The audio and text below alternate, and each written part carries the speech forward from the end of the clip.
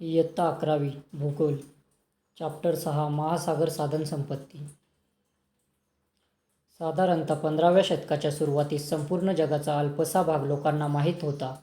नंतरच्या काळात युरोपियन व इतर भागांतील खलाशांनी प्रवास सुरू केला आणि नवनवीन प्रदेशांची माहिती गोळा केली. त्यासाठी महासागरांचा वापर केला गेला. यातूनच महासागरांबाबत कुतूहल निर्माण झाले.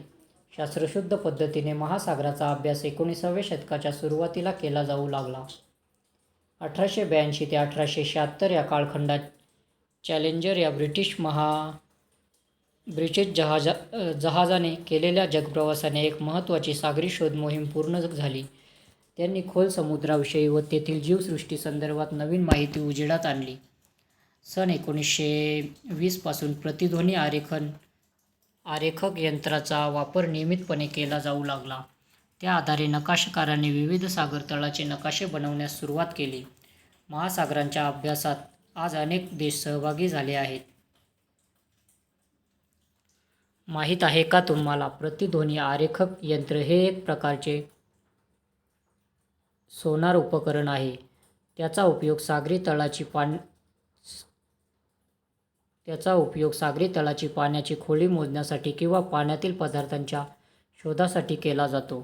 त्याकरिता ध्वनीची स्पंदने पाण्यात प्रसारित केली जातात व येणाऱ्या प्रतिध्वनीद्वारे माहिती मिळवली जाते.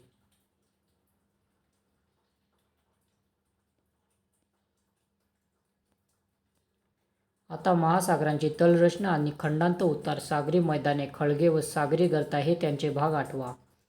महासागर तलरचना. अलीकडच्या काळात सागर तळभाग किंवा सागर किनारी क्षेत्र यापुरताच अभ्यास मर्यादित राहिला नाही, तर महासागराच्या अतिखोल भागाचा अभ्यास देखील केला जातो. सागर तळाचा मानवाच्या दृष्टिकोनातून उपयुक्त वापर करण्यासाठी अत्याधुनिक संशोधन सुरू आहे. भूखंड मंच, समुद्रबुड जमीन. किनाऱ्यालगत असलेला व जलमग्न भूखंडाचा भाग म्हणजे भूखंड मंच होय. मानवाच्या दृष्टिकोनातून भूखंड मंच फार महत्त्वाचा आहे. या भागाने महासागर तळाच्या एकूण क्षेत्रापैकी सुमारे 7.6% क्षेत्र व्यापले आहे. हा भाग जलमग्न, रुंद, उथळ, मंद उताराचा असतो. भूखंड मंचाचा विस्तार सर्वत्र सारखा नसतो. काही खंडांच्या किनाऱ्याजवळ तो अरुंद तर काही खंडांच्या किनाऱ्याजवळ तो शेकडो किलोमीटरपर्यंत रुंद आहे. उदाहरणार्थ चिली, सुमात्रा यांसारख्या किनाऱ्यालगत हा भाग अतिशय अरुंद तर काही ठिकाणी आढळतच नाही. तर आर्क्टिक महासागराजवळील सायबेरियाच्या किनाऱ्यालगत हा भाग जवळपास 1500 किमी रुंद आहे. येथे सामान्यतः समुद्रसपाटीपासून सागराची खोली सुमारे 180 ते 200 मीटरपर्यंत असते. हा भाग उथळ असल्याने सूर्यप्रकाश तळभागापर्यंत पोहोचत असल्याने ही क्षेत्रे प्लवक संपन्न असतात. सागर जलामध्ये आढळणारे हे लक्षावधी सूक्ष्मजीव माशांचे प्रमुख खाद्य आहे. सागरपृष्ठ व तलाकडील कोट्यावधी मासे भूखंड मंचावर खाद्याच्या शोधात व प्रजोत्पादनासाठी येतात. समुद्रबुड जमिनीवर जगातील काही संपन्न मत्स्यक्षेत्रे आहेत. उदाहरणार्थ उत्तर अमेरिकेच्या पूर्व किनाऱ्याजवळ ग्रँड बँक, जॉर्जस बँक. समुद्रबुड जमिनीवर होणारी मासेमारी ही जगभरातील मत्स्य उद्योगाचा प्रमुख आधार आहे. जगातील खनिज तेल व नैसर्गिक वायूचे सर्वात मोठे साठे समुद्रबुड जमिनीवर आहेत. उदाहरणार्थ अरबी समुद्रातील मुंबई हाय. खनिज तेल व नैसर्गिक वायू व्यतिरिक्त येथे खनिजेही आढळतात. खनिजांचे केंद्रीकरण उत्खनन करण्यायोग्य प्रमाणात झालेले आढळते. उदाहरणार्थ हिरे, क्रोमाइट, इल्मेनाइट, मॅग्नेटाइट, प्लॅटिनम, सोने आणि फॉस्फराइट इत्यादी. वाळू, दगडगोटे आणि औद्योगिक सिलिका ह्या अतिमहत्त्वाच्या कठीण खनिजांचे उत्पादन सध्या उपतटीय भागांजवळ घेतले जाते. खंडांत उतार. समुद्रबुड जमिनीचा विस्तार संपल्यानंतर सागर तळाचा उतार तीव्र होत जातो. या उतारांचा कोन 2 अंश ते 5 अंश दरम्यान असू शकतो. अशा उतारांना खंडांत उतार असे म्हटले जाते. या भागात समुद्राची खोली 200 ते 4000 मीटरपर्यंत खोल होत जाते. खंडांत उताराचा विस्तार कमी असतो, तसेच गाळाचे संचयन देखील मर्यादित असते. सर्वसाधारणपणे खंडांत उतार ही भूखंडाची सीमा मानली जाते. सागरी क्षेत्राच्या सुमारे 8.5% क्षेत्र खंडांत उतारांनी व्यापले आहे. खंडांत उतारावर मिथेन हायड्रेट ही पाणी आणि मिथेनची संयुगे आढळतात. सुमारे 1400 चौरस किमी व्याप्त कृष्णा गोदावरी उपतट खोरे क्षेत्र मिथेन हायड्रेटने संपन्न आहे. या उतारांवर उपसागरीय भूस्खलन क्रियांशिवाय सागरी घळ्या आणि हिमस्खलनामुळे तयार झालेली महाकाय पंखाकृती मैदाने यांसारखी भूरूपेसुद्धा आढळतात. उदाहरणार्थ आफ्रिकेजवळ कांगो ही सागरीय घळई आढळून येते. ही सागरी मैदाने. खंडांत उताराच्या पुढे सागरी मैदाने आढळतात. सागरी मैदाने विस्तृत असतात. सागरी मैदानांवर लहान मोठ्या आकारांचे जलमग्न उंचवटे, पर्वत, पठारे इत्यादी भूरूपे आढळतात. त्यांचा उतार मंद असून सागरतळ क्षेत्राच्या 66% क्षेत्र त्यांनी व्यापले आहे. या मैदानावरील भूरचना ज्वालामुखीय व भूविवर्तनकीय क्रियांमुळे तयार झालेली आहे. सागरी मैदानाच्या इतर घटकांमुळे वाऱ्याने वाहून आणलेले धूलिकण, ज्वालामुखीय राख, रासायनिक द्रव्यांचे अवक्षेपण आणि प्रसंगी उल्कांचे तुकडे यांचा समावेश होतो. या मैदानामध्ये विविध प्रमाणातील लोह, निकेल, कोबाल्ट आणि तांबेयुक्त मॅंगनीजचे खडे इतस्ततः विखुरलेले असतात. हे खडे वाटाण्याच्या आकारातून ते बटाट्याच्या आकारापर्यंत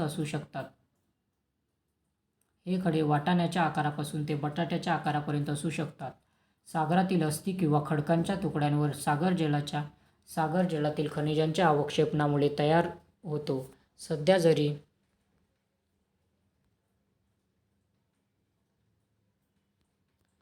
जरी या मॅंगनीज खड्यांचे खनन होत नसले तरी भविष्यात उत्खनन शक्य आहे आणि त्यांचा उपयोग केला जाईल. ही सागरी गर्ता. सागर तळावर काही ठिकाणी खोल, अरुंद आणि तीव्र उताराची सागरी भूरूपे आढळतात. त्यांना सागरी डोह किंवा सागरी गर्ता असे म्हणतात. साधारणतः कमी खोलीच्या भूरूपांना डोह म्हणतात, तर जास्त खोलीच्या, कमी रुंदीच्या, दूरवर पसरलेल्या भूरूपाला गर्ता म्हणतात. समुद्रसपाटीपासून गर्तांची खोली हजारो मीटरपर्यंत खोल असते. गर्ता या सामान्यतः भूपट्टांच्या सीमावर्ती भागात आढळतात. ही जागृत ज्वालामुखीची व भूकंपप्रवणाची क्षेत्रेही असतात. पॅसिफिक महासागरातील मरियाना गर्ता ही जगातील सर्वात खोल गर्ता असून तिची खोली सुमारे 11 किलोमीटर आहे, तर हिंदी महासागरातील जावा गर्ता ही जवळपास 7.7 किमी खोल आहे. खोली आणि दुर्गमता यांमुळे महासागरीय गर्तांबाबतची माहितीही मर्यादित आहे. माहीत आहे का तुम्हाला, सागरी गर्तांच्या शोध मोहिमा आजही अगदी मर्यादित आहेत. आतापर्यंत फक्त 3च माणसे 6,000 मीटर खाली सागर तळापर्यंत पोहोचली आहेत. ज्ञात माहितीतील बहुतांश माहिती 1950च्या सुमारास 2 महत्त्वपूर्ण नमुना मोहिमांद्वारे मिळाली आहे. जलमग्न रांगा आणि पठार. सागर तळावरील पर्वतरांगा हे जलमग्न पर्वत म्हणून ओळखले जातात. या पर्वतरांगा शेकडो किलोमीटर रुंद तर हजारो किलोमीटर लांब असतात. काही सागरी उंचवट्याचे माथे सपाट व विस्तृत असतात. त्यांना सागरी पठार म्हणतात.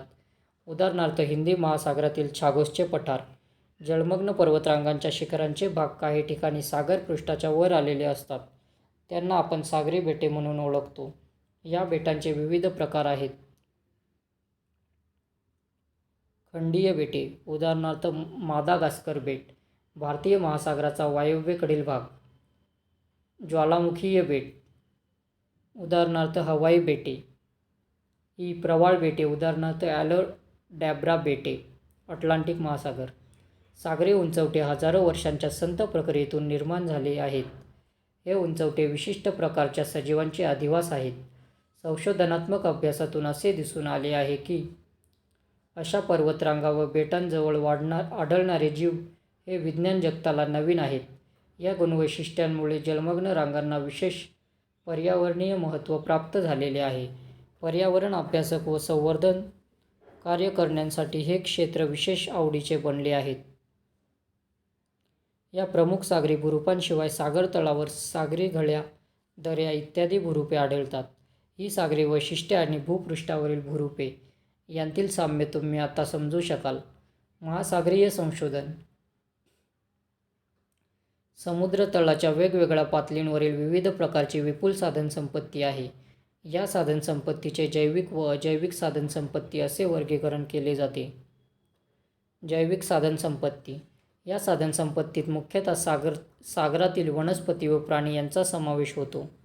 महासागरात वनस्पती व प्राण्यांच्या हजारो प्रजातींचे वास्तव्य आढळते. हे मानवासह इतर अनेक जीवांसाठी सुद्धा अन्नाचे स्रोत आहेत. मासे हे महत्त्वाचे अन्न व पोषक घटकांचा स्रोत आहे. प्रवाळ कट्टे महासागरीय परिसंस्थेचा महत्त्वाचा भाग आहेत. माशांशिवाय शंख, शिंपले आणि शैवाल किंवा सागरी तृण महासागरात मिळते. अनेक सागरी प्राण्यांपासून तेल, कातडी, गोंद, पशुखाद्य आणि इतर उपयोगी उत्पादने मिळतात.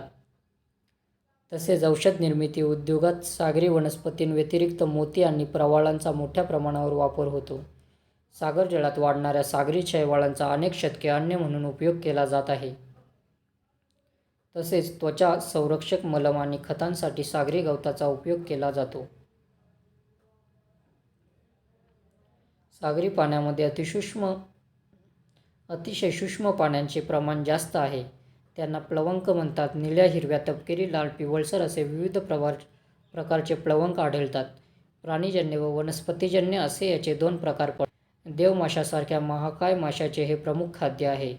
सागरातील प्राणीजीवन प्रत्यक्ष किंवा अप्रत्यक्षरित्या प्लवकांवर अवलंबून असते. सागरात व किनाऱ्यावर विविध प्रकारच्या वनस्पती आढळतात. उष्णकटिबंधीय सागरी किनाऱ्यांवर खारफुटी वनस्पती मोठ्या प्रमाणात आढळतात. या वनस्पतींचे सागर परिसंस्थेमध्ये अनन्यसाधारण महत्त्व आहे, कारण या खारफुटीच्या आश्रयाने अनेक सागरी जीव राहतात. त्यांपासून या जीवांना अन्न मिळते. या सागरी जीवांव्यतिरिक्त अन्य प्रजातींचे वास्तव्य खारफुटीच्या जंगलात असते. उदाहरणार्थ, सुंदरबनमध्ये वाघ खारफुटीच्या जंगलातून इंधनासाठी आणि फर्निचर लाकूड उपलब्ध होते. तसेच मानवांसाठी इतर अनेक उपयोगी वस्तू मिळतात. माहीत आहे का तुम्हाला, ऑस्ट्रेलियाच्या नैऋत्य किनाऱ्यावर ग्रेट बॅरियर रीफ ही पृथ्वीवरील सर्वात मोठी प्रवाळ कट्ट्यांची रांग आहे. ही जगातील नैसर्गिक आश्चर्यांपैकी एक आहे.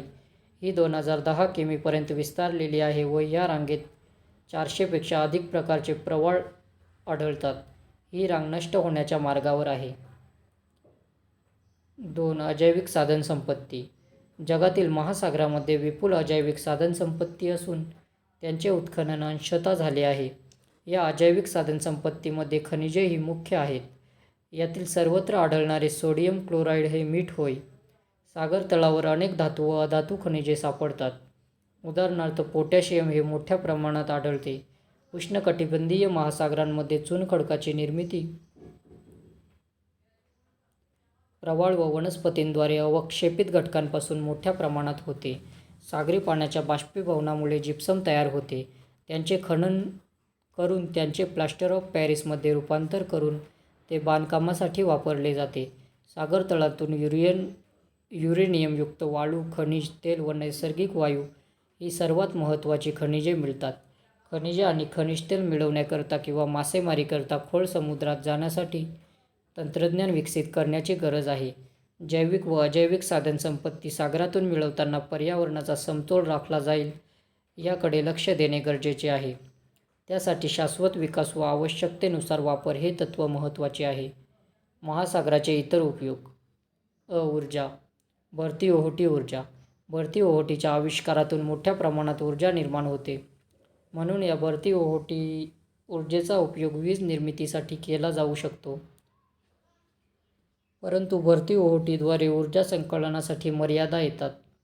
2016 मध्ये नोव्हा स्कॉटिया जवळील फंडीच्या उपसागरात मोठ्या जनित्राद्वारे सर्वप्रथम 500 घरांना पुरेल इतक्या विजेच्या निर्मितीची सुरुवात केली गेली. असे संच वाढवण्यासाठी प्रयत्न केले जात आहेत. 2. औष्णिक ऊर्जा. समुद्रातील जलाच्या तापमानात भिन्नतेचा ऊर्जा निर्मितीसाठी उपयोग होतो. उष्णकटिबंधीय प्रदेशात सागर पृष्ठभागाच्या पाण्याचे तापमान 25 अंश ते 30 अंश सेल्सिअस असते, तर या क्षेत्रातील खोल सागरी जलाचे तापमान 5 अंश सेल्सिअसपेक्षा कमी असते. या पाण्याच्या तापमानातील फरकाचा वापर करून जनित्राद्वारे वीज निर्मिती करता येते. तापमान फरकावर आधारित तरंगणारी जनित्र बेल्जियम व क्युबा येथे तयार केली आहेत. पिण्याचे पाणी. सागर जलाच्या पाण्यात क्षारतेचे प्रमाण जास्त असल्यामुळे ते पिण्यासाठी किंवा सिंचनासाठी उपयुक्त नसते. यासाठी निक्षारीकरणाची प्रक्रिया वापरली जाते. निक्षारीकरण म्हणजे सागरी जलातून मीठ वेगळे करणे. ते अनेक पद्धतीने करता येते, जसे उष्णता देऊन, गोठवून किंवा विद्युत प्रक्रियेचा वापर केला जातो. ही पद्धत खर्चिक असून पाण्याचे दुर्भिक्ष्य असलेल्या ओसाड प्रदेशातील देशांमध्ये वापरली जाऊ शकते. उदाहरणार्थ Saudi Arabia, Oman, UAE, Spain, Algeria, Cyprus इत्यादी देश निःक्षारीकरणाद्वारे पिण्याचे पाणी मिळवतात. निःक्षारीकरण प्रक्रियेचा खर्च जास्त असल्यामुळे विकसनशील देशात या पद्धतीचा वापर मर्यादित आहे. निःक्षारीकरणाचा पर्यावरणीय खर्च जास्त आहे. निःक्षारीकरण यंत्रात सागरी जीव जसे की वनस्पती, सूक्ष्मजीव, लहान मासे, प्लवंग खेचले जाऊन मरण पावतात. यामुळे अन्नसाखळी बिघडते. तरीही भविष्यात अनेक देश पिण्यायोग्य पाण्यासाठी महासागराकडे पाहतील. व्यापार आणि वाहतूक. सागरी जलवाहतुकीद्वारे प्रवासी व मालाची वाहतूक केली जाते. जलवाहतूक इतर वाहतूक साधनांपेक्षा स्वस्त असते. आजकाल जागतिक अर्थव्यवस्थेच्या उच्च विकासामुळे महासागरातील वाहतूक देखील मोठ्या प्रमाणात विकसित झाली आहे. समुद्र आणि महासागर हे अतिशय सोयीस्कर वाहतुकीचे नैसर्गिक माध्यम आहेत. अटलांटिक सागरी मार्ग हा जगातील सर्वात महत्त्वाचा व अधिक व्यस्त सागरी मार्ग आहे. उत्तर अमेरिका आणि पश्चिम युरोप या दोन महत्त्वाच्या आर्थिक व औद्योगिकदृष्ट्या प्रगत प्रदेशास जोडतो. सागरी पर्यटन. महासागर पर्यटनात नौकाविहार, पाणबुड्या, मासेमारी, पुळण पर्यटन इत्यादी घटकांचा विचार केला जातो. यांसारखे घटक मोठ्या प्रमाणात लोकप्रिय होत आहेत. अनेक भागांमध्ये नवीन पर्यटन स्थळे व सागरी संशोधन केंद्र विकसित होत आहेत. त्यांच्या कृतींमुळे देखील महासागरीय जीवांवर आणि पर्यावरणावर विपरीत परिणाम होत आहे. अनेक देशांना 21व्या शतकाच्या मध्यापर्यंत अन्न सुरक्षेच्या समस्येला तोंड द्यावे लागले. अन्नाशिवाय खनिजे, पेयजल आणि खनिज तेल इत्यादी गोष्टींची गरज विकासासाठी असते. ही संसाधने भूमीवर मर्यादित असून ती विशिष्ट ठिकाणीच सापडतात. परंतु महासागरात ती मुबलक प्रमाणात उपलब्ध आहेत. सतत वाढणाऱ्या लोकसंख्येमुळे पृथ्वीवरील आपले भविष्य हे महासागरांबद्दलच्या बाबतच्या सखोल ज्ञानावर अवलंबून असेल. महासागर कोणाच्या मालकीचे आहे? पृथ्वीवरील भूखंडाचे विभाजन करून आपण भौगोलिक सीमा प्रस्थापित केल्या आहेत. महासागराला मात्र भूपृष्ठावर असतात तशी भूवैशिष्ट्ये नसतात. फक्त सपाट व विस्तार हेच त्याचे वैशिष्ट्य. त्यामुळे त्याचे विभाजन करणे अशक्य असते. त्यामुळे महासागरावर आपल्या सर्वांची मालकी आहे. जेव्हा जहाजांची निर्मिती केली गेली तेव्हा मानवाला जगाच्या एका टोकापासून दुसऱ्या टोकापर्यंत जाणे शक्य झाले. महासागरावर अधिपत्य असणाऱ्या साकारांद्वारे असे एकमत झाले की महासागर कोणाच्याही मालकीचे नाहीत. हाच अनौपचारिक करार सागराचा कायदा म्हणून पाळला जातो. सागरी कायद्याच्या संदर्भाने संयुक्त राष्ट्राच्या परिषदेमध्ये आधुनिक मालकी हक्काची पायाभरणी करण्यात आली. या कायद्यानुसार देशाच्या किनारपट्टीपासून 12 नाविक मैलापर्यंतचे सागरी क्षेत्र त्या देशाचे प्रादेशिक क्षेत्र म्हणून ओळखले जाते. या व्यतिरिक्त तो देश आपल्या किनारपट्टीपासून 200 नाविक मैल जलभाग विशेष आर्थिक क्षेत्र म्हणून वापरू शकतो. भारतात हा नियम पहिल्या 200 नाविक मैल सागरतळ व समुद्रगूढ जमिनीसाठीही लागू आहे. या क्षेत्रात सापडणाऱ्या साधनसंपत्तीचा वापर करण्याचा अधिकार फक्त त्या देशांना असतो. हे विशेष आर्थिक क्षेत्र आहे. आंतरराष्ट्रीय संसाधने. काही आंतरराष्ट्रीय संसाधनांचे नियमन करतात. 200 नाविक मैल पलीकडच्या खुल्या महासागरी क्षेत्रातील साधनसंपत्तीचा वापर करण्याची परवानगी कोणत्याही देशाला आंतरराष्ट्रीय संस्थांच्या सहमतीशिवाय मिळत नाही.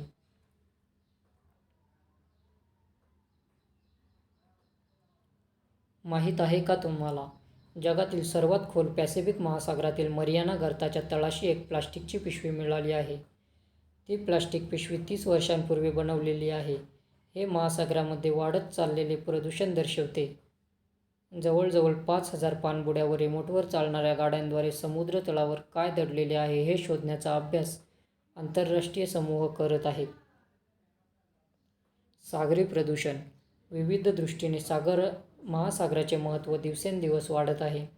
भविष्यात तर मानव बऱ्याच मोठ्या प्रमाणात महासागरावर अवलंबून राहणार आहे.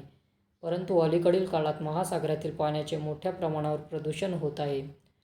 त्यामुळे त्या पाण्याची नैसर्गिक गुणवत्ता नष्ट होऊन ते अयोग्य बनत आहे.